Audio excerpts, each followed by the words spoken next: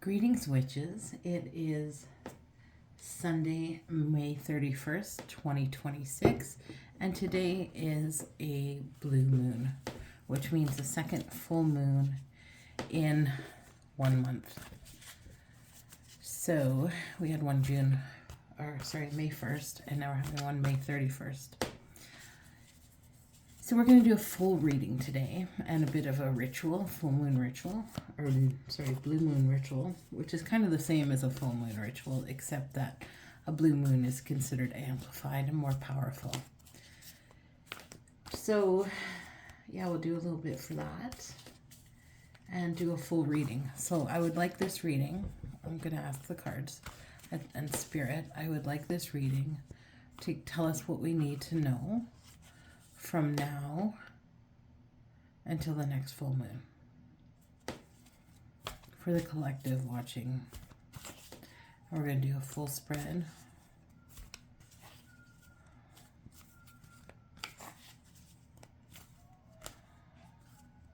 Okay, here we go. See, I know when to stop shuffling when it becomes heavy. It feels heavy. Now, these specific cards, I've been using this particular deck for almost 20 years, 17, 18 at least. So when I say I'm doing a full reading, I always use the same spread, so my cards know what I'm talking about. I have to move this up to get all the cards in though. Let's see. So the first two are the current lifestyle, what's going on now, or current situation. So we have the Hangman, we have the Queen of Swords, and this is current lifestyle, Two of Cups. I have to go up even a little higher here. Move these out of the way. So yeah, right now we have the Hangman, the Queen of Swords. Current situation, we have the Two of Cups. In the past, we have the Death card. Something to overcome, we have the Ten of Swords. And in the future position, we have Ace of Wands and Six of Wands. Those are good future cards.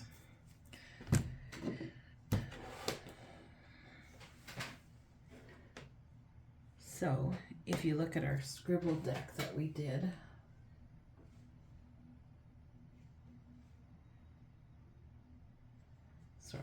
the Queen of Swords is perception.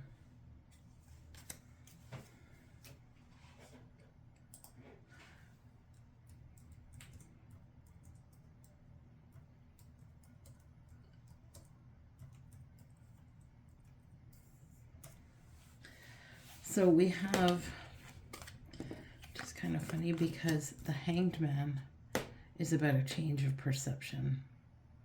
It's about sacrifice, looking at things from a new angle, and a change of perception, where the Queen of Swords is also about perception. So right now, that's telling us that at the moment we have a perception. We're seeing things from our perception as well as a change perception. But this is also about surrender, sacrifice, letting go.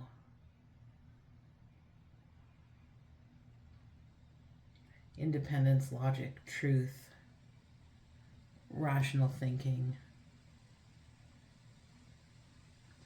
So this is about, right now we are surrendering, letting go of preconceived notions and beliefs, and look at a different perspective. So it's kind of showing us there's a there's a problem or a decision we need to make, or a problem we need to solve. And these two together show that we need to change our perspective to look at it. So we have one perspective, we need to change another one. It's all in how we're looking at the situation, the problem, the decision. So the current situation is Two of Cups. Now, the Two of Cups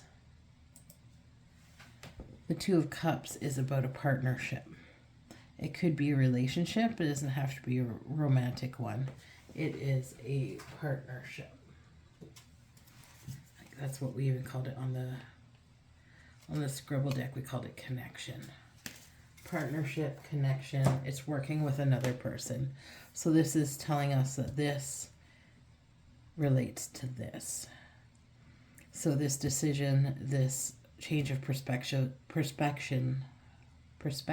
that's required is going to come through a partnership, or it's about a partnership or a connection. On the past card, we have death, which does not mean necessarily physical death. It means a transformation, the ending of something, the transformation of something. Because death is not death in real life. It's a transition to our next phase, because we are immortal souls. So even physical death is not death. It's not the end of anything. So this shows the end of a cycle, a transformation from one area to another. That's in our past card. So something that we need to overcome. 10 of Swords. 10 of Swords is a rough card. It's kind of downfall. It's sometimes complete and utter downfall.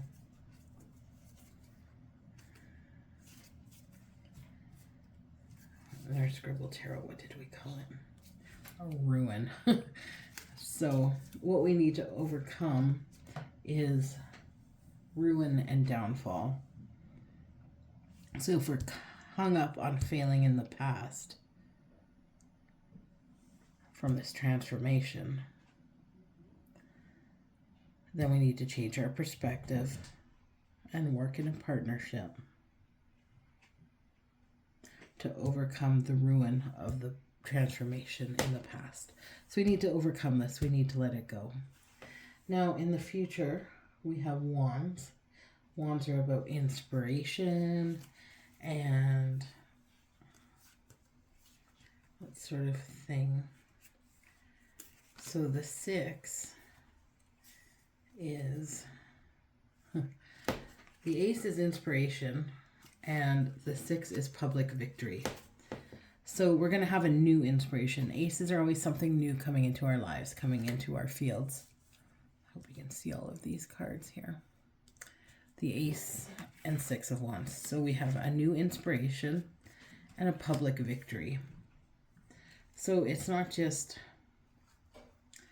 really public victory. It is complete victory. I mean, the guy's got a freaking parade behind him. So they're cheering him on. He's got, you know, the crown of flowers and a wreath. He's riding on his horse. Public victory from a new inspiration. So that will come if we can overcome the ruin from this past transformation. And right now we're working on changing our perspective and working as a partnership. So that's a pretty good reading, because it shows the past being the negative thing and the future being the positive thing. Even these are bright sunny cards. Look how bright and yellow they are, which is the opposite of the weather here today. So between this blue moon, which is going to help us change our perspective and work in a partnership to overcome the ruin of the transformation of the past, then we have all good things coming. I mean, Ace of Wands and 6 of Wands is a fantastic combination. I've never even seen that combination before. A new inspiration leading to public victory. It's fantastic. I'm going to leave those two on top. And talk about this blue moon and some rituals for the blue moon.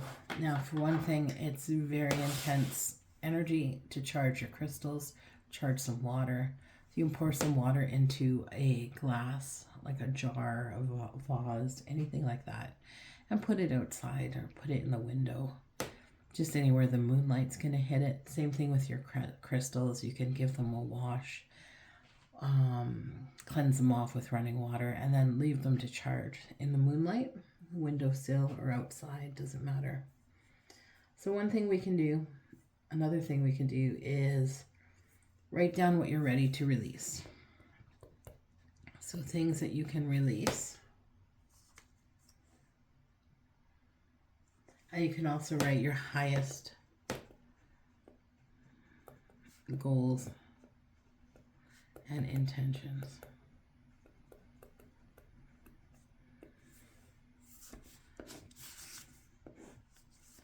So release. I want to release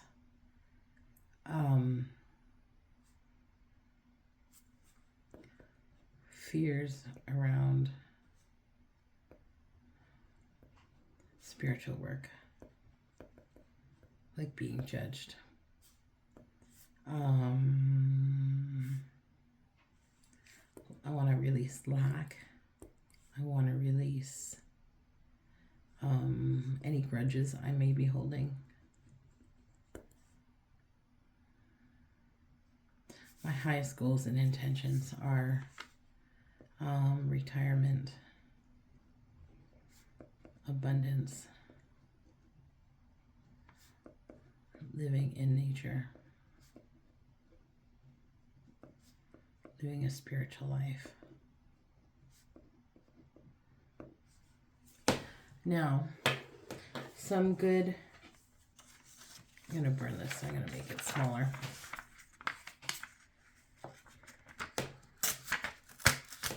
I don't need such a big paper. Now, put it this way. I love all my little dollar store notebooks. I just tore this out of there. You use any scrap of paper, it's fine. You can also put wishes, but wishes are kind of included in the highest goals. In the morning, you can drink your moon water. You can bathe in it, use it to cleanse, use it in spells. Keep it on your desk. It's just going to hold that charge. So some good herbs to use for the blue moon are chamomile, lavender. I'm also going to put manifest. My highest goals are peace. Peace in the world, peace in my life.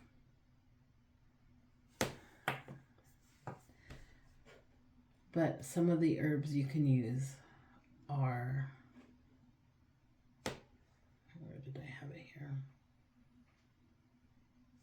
Lavender, which I just planted some last week, so it's not grown yet. I don't have any fresh or dried lavender, but I do have lavender essential oils, which you can use the same. And for crystals, a good one is amethyst. So I've got this big hunk of amethyst I keep on my desk.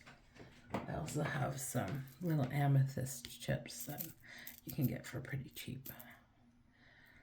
So what I'm going to do is I'm going to anoint my writing in the lavender oil.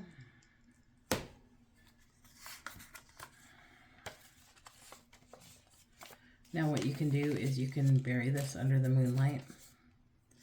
You can burn it under the moonlight.